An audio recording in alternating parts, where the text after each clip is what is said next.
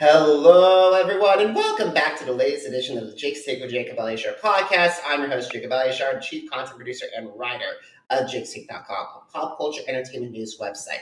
Now, if you're listening to this conversation, please give us, on any of our audio platforms, please give us a 5-star review, and also please subscribe. If you're listening to this watching us on YouTube, please give us a subscription to the YouTube channel, and also like this video, give it a thumbs up, and leave your comments below. I'm so excited to welcome my latest guest. He is a Spotify verified artist. He's a singer, songwriter, and producer. So please help me welcome Carleton Stone to the podcast. Woo. Hey, how are you, Carleton?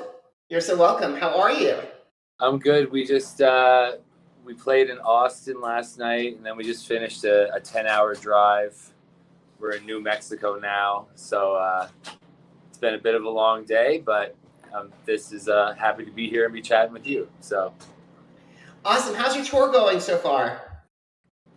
It's great. We had I think last night was our 5th show, and yeah, they've just all been awesome. Like, obviously the Crash Test Dummies, they're a legendary Canadian band that I was obsessed with when I was growing up, so now getting to like play shows with them and be friends with them, and it's a bit overwhelming and fun, and their audience has been very receptive to the new songs I'm playing, and it's just fun to get back out on the road after 2 years of COVID basically, and get back to like what I'm good at. So that's amazing, Carleton. I'm glad that you're enjoying the tour and people are being very receptive. That's amazing to hear. And like for me, when I started this back in August 2011, I never thought I would be followed by some of my favorite people from reality television, like Ethan Zahn and Rob Session from Survivor, or even know and be friendly with several acts from alumni from America's Got Talent. That meant the world to me. Oh my God, you watch Survivor? I'm a Survivor stan, bro. I've been watching it since the beginning. Awesome. So you'll be happy. So, well, after you're done with this conversation, head to jake-sheep.com because I got interviews with Rob, with Ethan, with Adam Klein, and with Jay Starrett. Amazing. I'll check that out. No, I love Survivor. I still watch it. I didn't know like how many people still do besides me and my family. So that's amazing to hear, Carleton. Also, by the way, I did have Paul J. Friedman on recently. He's a former CBS Vice President of Marketing that was actually created a campaign for Survivor Borneo. Oh, cool. That's awesome. Yeah, so check that interview out because he has some incredible information about how that first season transformed into that Survivor into a powerhouse from reality television.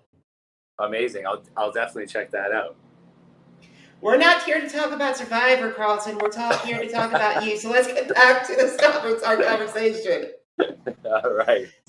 So when did you get interested in music, and how did that passion evolve into a desire to pursue a career in the recording industry?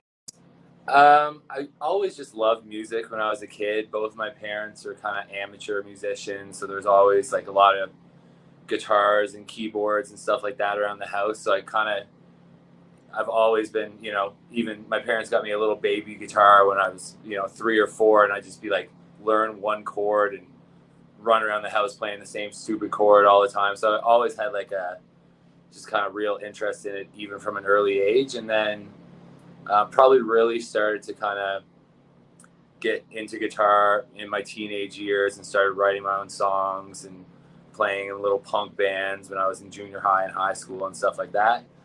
And but never really thought of it as, something that I could make a career of. It was just something I loved to do. And just over the years, one thing kind of leads to the next. And, here I am at a Super 8 in New Mexico talking to you. So. Awesome. So could you describe the musicians, producers, and recording artists that influenced your sound? Sure. I mean, growing up, there was a lot of kind of like rock music, like as a teenager, everything, we talked about the Crash Test Dummies. I used to love like Metallica and Guns N' Roses and all that kind of stuff when I was in my teenage years. And then kind of once I discovered like Bruce Springsteen and Bob Dylan, once I started writing songs kind of later, like getting close to 20, that really kind of opened my mind to like, oh yeah, songwriting. Just got really obsessed with writing songs and lyrics, and so I'd say they were probably the two biggest influences as far as influencing my craft of what I'm still trying to be better at now. Awesome. Like, I know you mentioned Bruce Springsteen. My family is a Springsteen fan. My dad is a super fan of Bruce Awesome. Springsteen, and we did see him live in Kansas City back in 2016 for the River Tour. Oh, that's cool. It is probably one of the best experiences I have. It's like the Church of Rock and Roll. Yeah, I haven't got the chance to see him live yet, but I've watched so many concerts, and I love the Springsteen on Broadway. That thing that was on Netflix and the album. I think I watched that like 5 or 6 times. I just thought it was so great, where he's just up there by himself and telling the stories, and the whole kind of one-man show I found like really inspiring. I'm out here with just my acoustic guitar too, so I'm trying to incorporate some stories and jokes, and not just sing my stupid songs every night. So I think Springsteen on Broadway was the one. I lived in New York for the past 4 years, and Springsteen on Broadway was the one that got away. I really wish I was able to take my dad to that. Yeah, I think it was really hard to get tickets. I think I remember looking into it with my sister, because she also loves Bruce Springsteen, and we have friends in New York that we love to go visit any chance we can. But yeah, it was like the tickets were so expensive and you couldn't get them. We're like, okay, we'll just wait till it comes out on Netflix. So it's just like Hamilton and Disney Plus. Yeah, exactly. Alrighty, so Carleton, what have been some of the challenges that you faced breaking into the North American music industry, and how did you overcome those obstacles? That's a good question.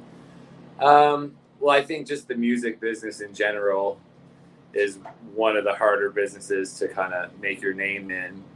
And I think it's just, there's lots of really talented people that want to do this.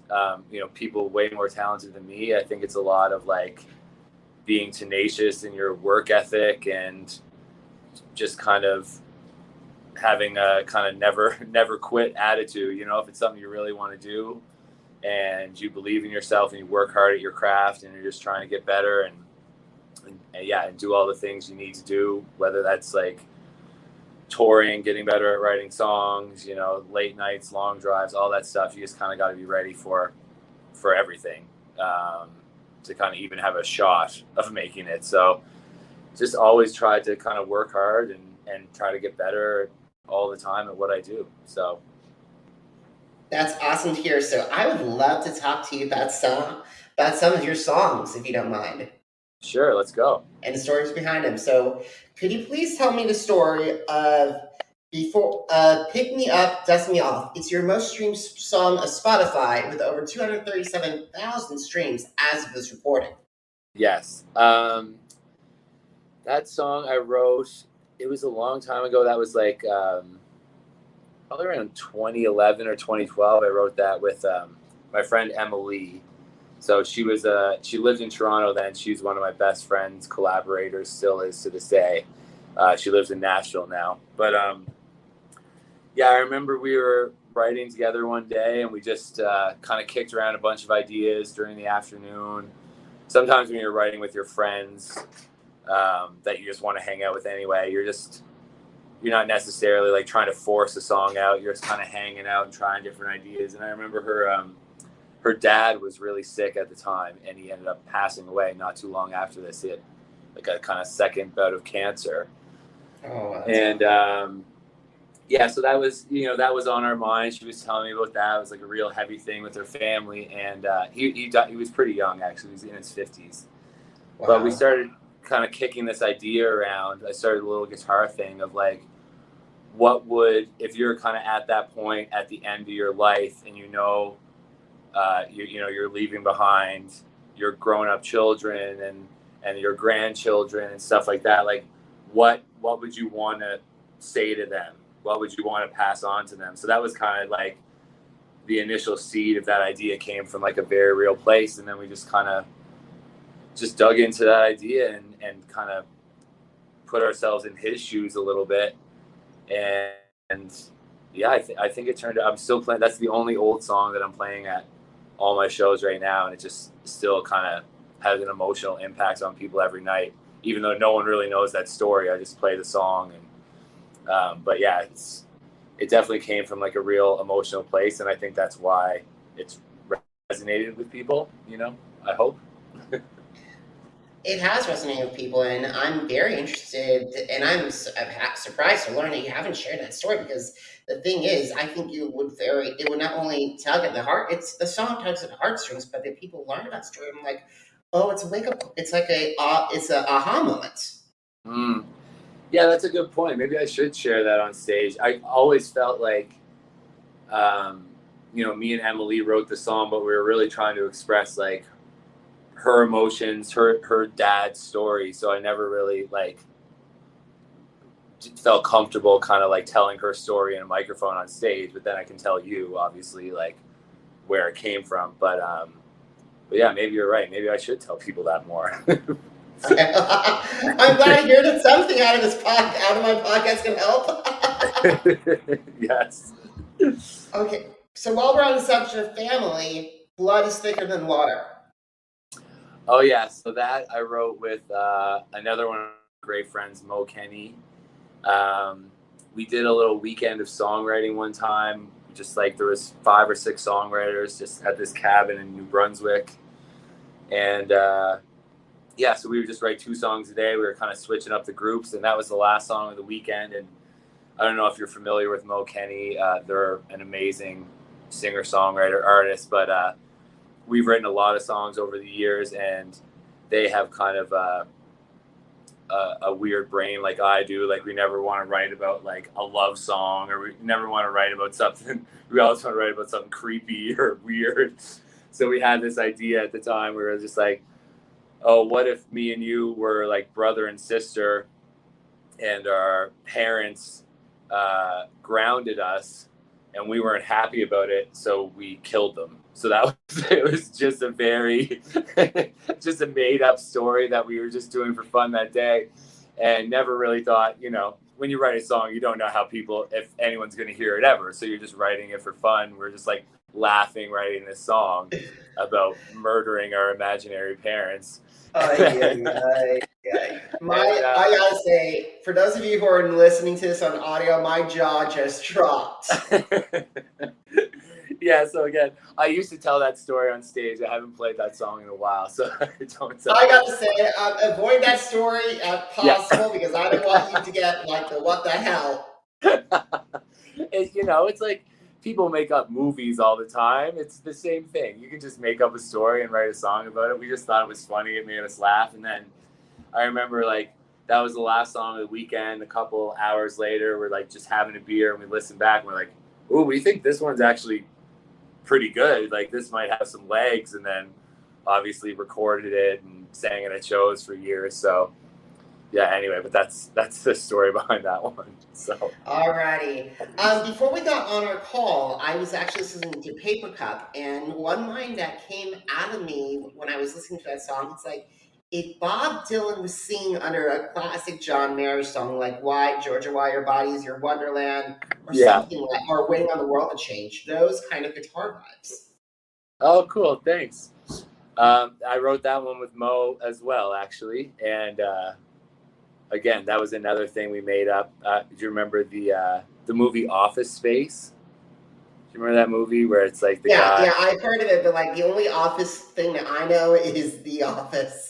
Okay. Well, anyway, the Office Space movie, I think it was Mike Judd who was the director, writer, who did like Beavis and Butthead and a bunch of other funny things. But it's a very funny movie, but it's just basically kind of showing the drabness of this guy that's going into the office every day, and he hates his life, and he's stuck in rush hour traffic in his commute every day. And it's just like kind of poking fun at that. And that was kind of where like I just got back from LA, and which I've been to a bunch of times, but this particular time we were working at a studio.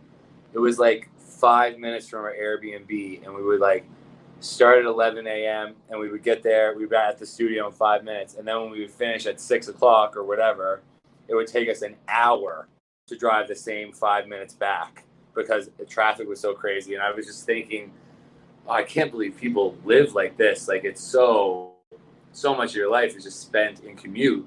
So I remember coming into the writing session that day and talking to Mo about that. And we were like, let's write a song about that. So it was kind of like our song version of Office Space. So interesting. Yeah, but you should check out that movie. It's actually really funny. I'll do my best. Okay, so one of your last stuff of your old material before we talk about your new single is Monte Carlo. And when I was listening to that saxophone player, I got to give them props because that reminded me so much of Clarence Clements. I love that guy. I met him the one day in the studio. We recorded all the bed tracks in Toronto in November, I think it was. And so, yeah, I was in the studio all week with all the musicians, like drummer, bass, keys, guitar, me. We, like made all the songs all week. And then on the weekend, I went to another studio with another great pedal steel producer, Erin Goldstein. And he's like, oh yeah, I was like, I need saxophone, I need trumpet. He's like, I know the saxophone guy. It's like, so the guy his name's Julian Nalli, Naili or something like that. And he was incredible. And I think he played on 3 or 4 songs, and he just came in. He's like, what do you want me to do on this one? I was just like, just rip it, dude. Like Saturday Night Live vibes, just like whatever you want. Just gave him 3 or 4 passes at the solo. And I was like, yeah, the second one was great.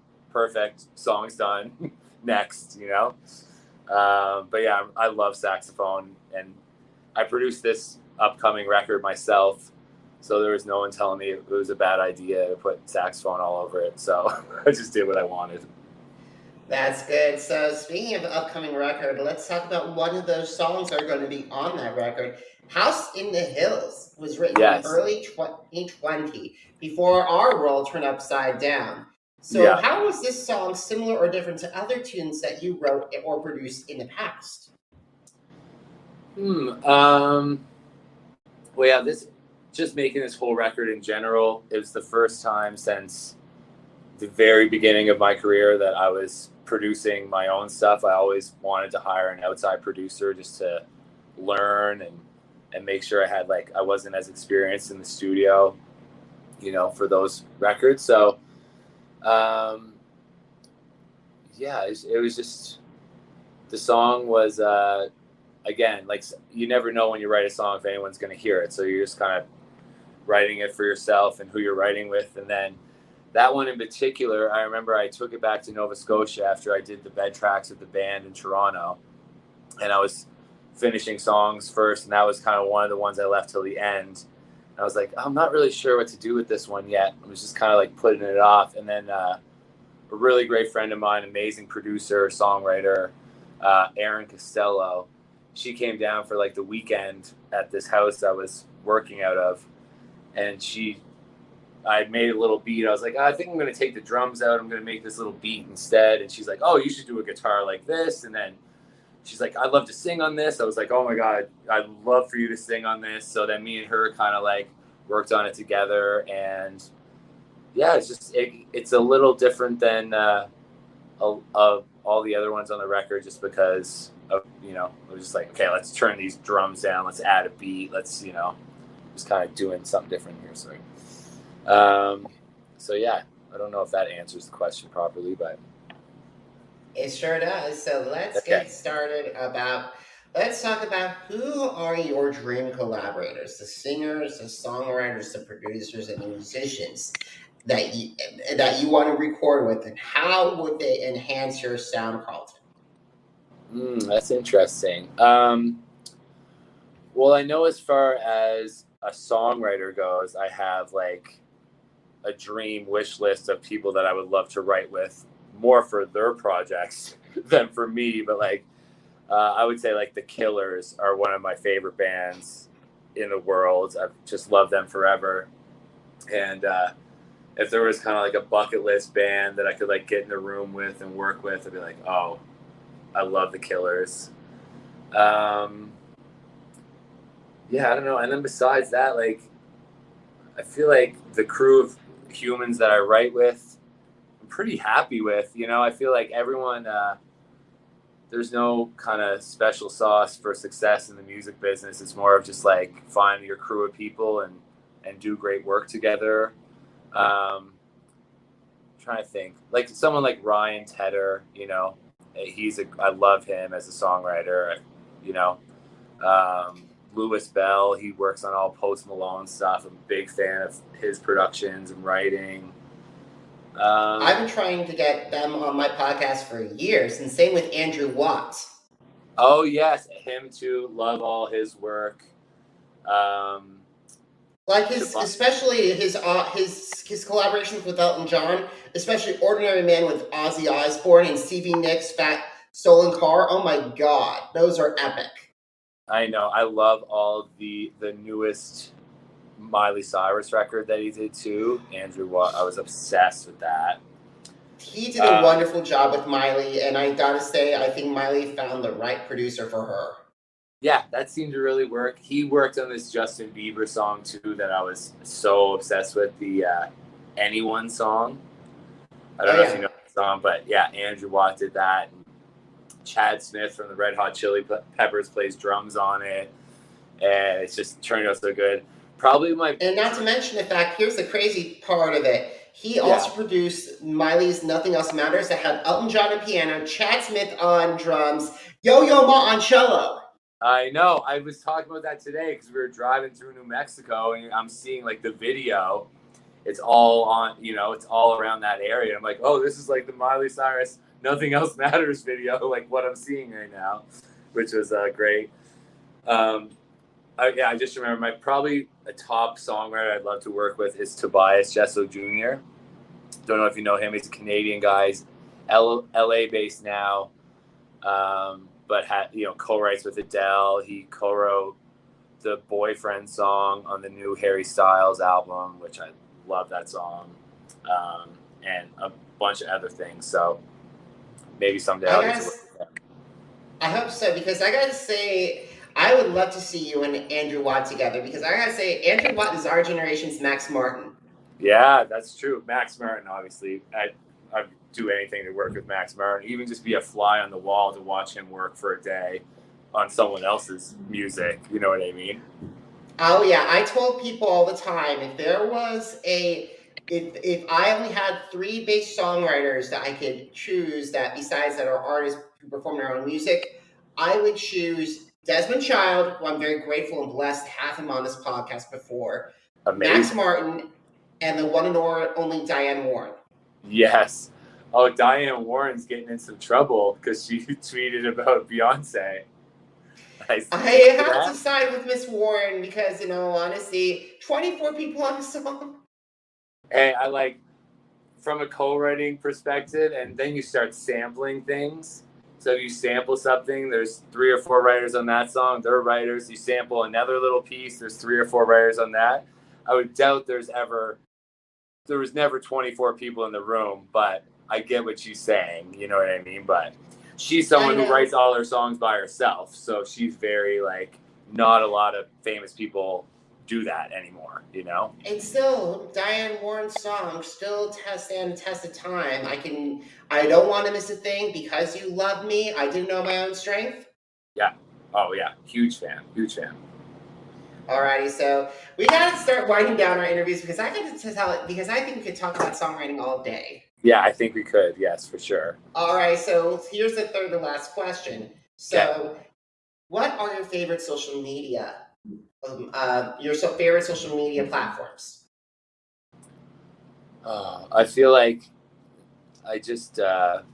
I'm more put up with social media than really love it, but it's a necessary part of our business.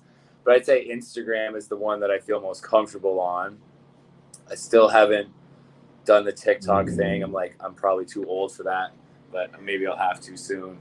As far as what I like consuming as just like a user, I think I like Twitter the most, just because I like short little, I'm a word guy. I like little jokes and stuff like that. So like, just as far as like sitting there scrolling, I like Twitter, but as far as what I'm good at posting, probably Instagram, ?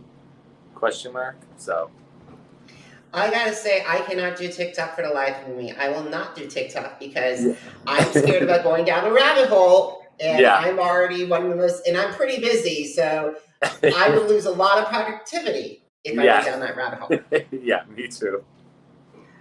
Alrighty, Carleton. So here is one of the last questions. So if you had a chance to meet with a writer, a songwriter, singer, musician, or a band that wants to work with you, what advice do you share with them before you take them into the studio? That's a good question. I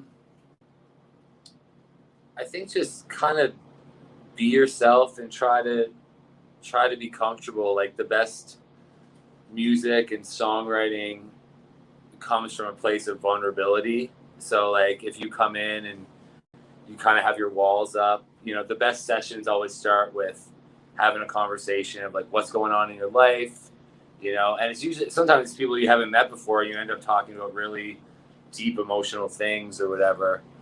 So yeah, just like try to be comfortable, be yourself. You don't have to like put on any mask or front. It's just like, music is about communication.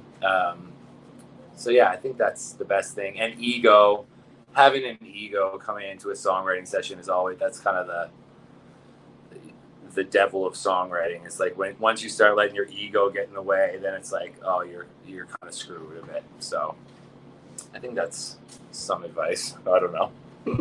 Okay, some really good advice. So Carleton, ready for the last question? I'm ready. Okay. Where can my audience find you on social media? That's one.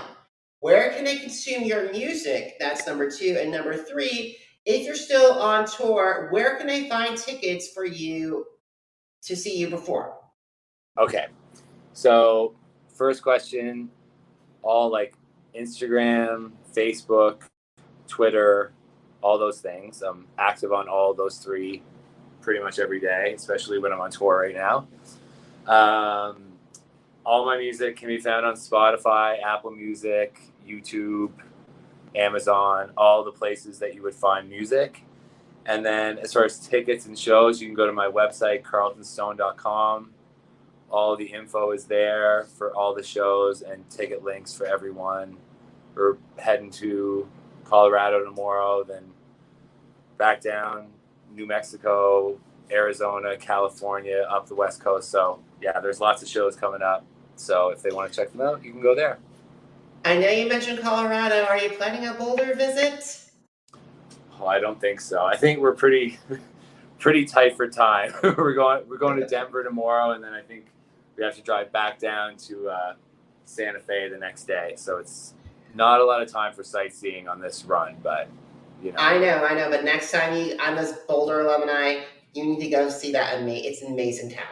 Okay, you're actually the second person today that's talked to me about Boulder when I told them I was going to Colorado. So I know it's true now, confirmed.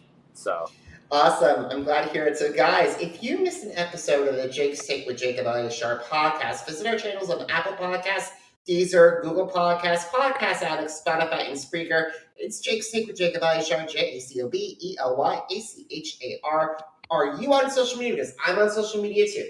Facebook, Instagram, Twitter, and YouTube, Jacob Elyachar, JACOBELYACHAR. And Carleton, jakestake.com, the blog that started it all, is turning 11 this year. Congratulations, man. That's a commitment. It is. So if you guys want to check out the articles, my music reviews and reviews I read, including my conversation with Willie Stratton, head over there. Carleton, you were incredible. I truly enjoyed talking with you about Survivor and Bruce Springsteen and our affiliation with Andrew Watts. Yes, awesome. Thank you so much, Jake, man. It's been a pleasure. All righty, guys. Thank you so much for listening. Thank you so much for watching. Until next time, have a great one, everybody.